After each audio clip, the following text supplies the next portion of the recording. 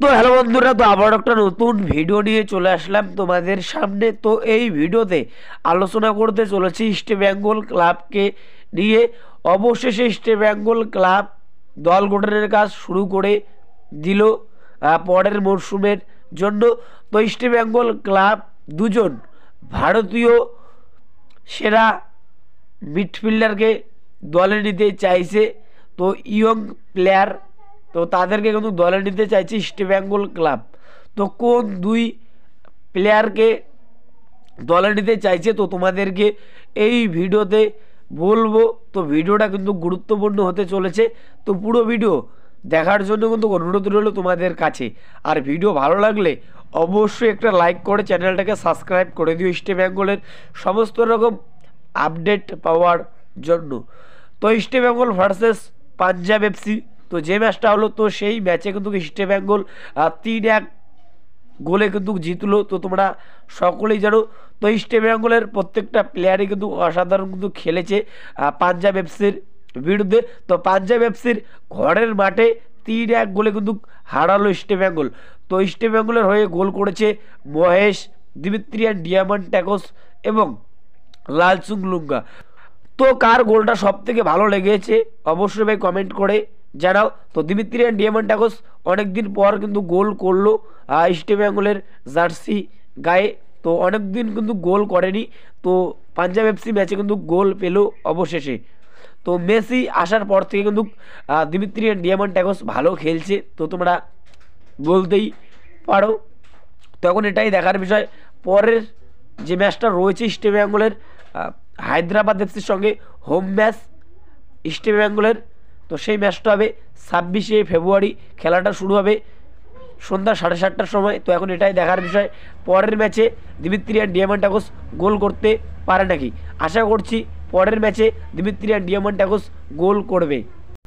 তো দিমিত্রিয়ান ডিয়ামান্টাকোসের খেলা তোমাদের কেমন লাগলো অবশ্যই ভাই কমেন্ট করে জানাও। তো এবার যেটা আপডেট দেবো তোমাদেরকে, গুরুত্বপূর্ণ আপডেট। তো ইস্ট বেঙ্গল দুজন ইয়ং মিডফিল্ডারকে দলে নিতে চাইছে। প্রথমে যে প্লেয়ারটার কথা বলবো তোমাদেরকে, 24 বছর বয়সী মিজোরামের প্লেয়ার, মেন পজিশন প্লেয়ারটার ডিফেন্সিভ মিডফিল্ডার। তো ডিফেন্সিভ মিডফিল্ডারের পাশাপাশি কিন্তু সেন্ট্রাল মিডফিল্ডারও কিন্তু খেলতে পারে এই প্লেয়ার। তো প্লেয়ারটার নাম হলো রেমসাঙ্গা। তো এই রেমসাঙ্গা বর্তমানে রিয়েল কাশ্মীর হয়ে খেলছে, মার্কেট ভ্যালু মাত্র 1 কোটি টাকা। তো এই প্লেয়ারটা যথেষ্ট ভালো খেলছে এই মরশুমে রিয়েল কাশ্মীর হয়ে। তো প্লেয়ারটার পায়ে কিন্তু খেলা রয়েছে। তো অস্কার চাইছে এই প্লেয়ারকে সই করাতে। তো যথেষ্ট ভালো মানের মিডফিল্ডার, তো এই প্লেয়ারকে কিন্তু সই করাতে চাইছে। তো এরকমই কিন্তু আপডেট পাওয়া যাচ্ছে। তো রিয়েল কাশ্মীর হয়ে 9টা ম্যাচ খেলেছে। তো 9টা ম্যাচের মধ্যে একটা গোল, দুটো কিন্তু অ্যাসিস্ট করেছে এই রেমসাঙ্গা। তো তোমরা বুঝতেই পারছো যথেষ্ট ভালো মানের মিডফিল্ডার।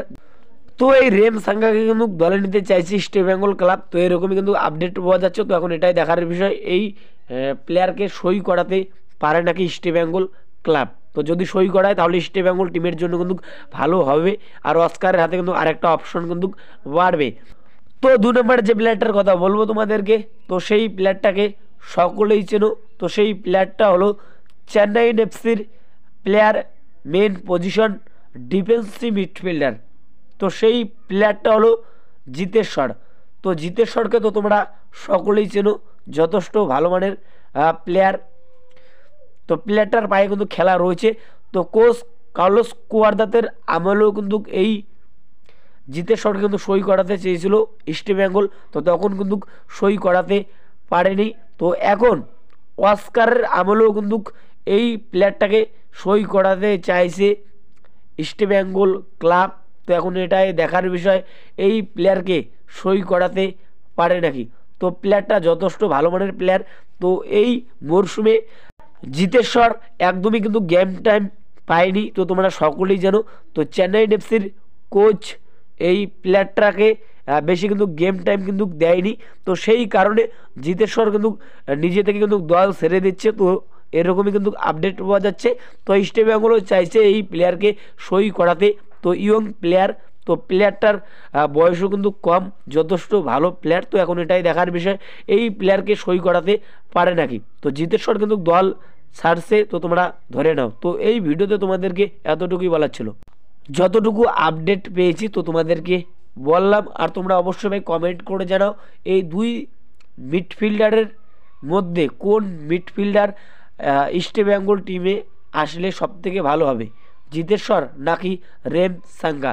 তো এই ভিডিওতে এতটুকুই বলার ছিল। তো যদি ভিডিওটা ভালো লাগে অবশ্যই একটা লাইক করে চ্যানেলটাকে সাবস্ক্রাইব করে দিও ইস্ট বেঙ্গলের সমস্ত রকম আপডেট পাওয়ার জন্য। তো দেখা হচ্ছে পরবর্তী ভিডিওতে।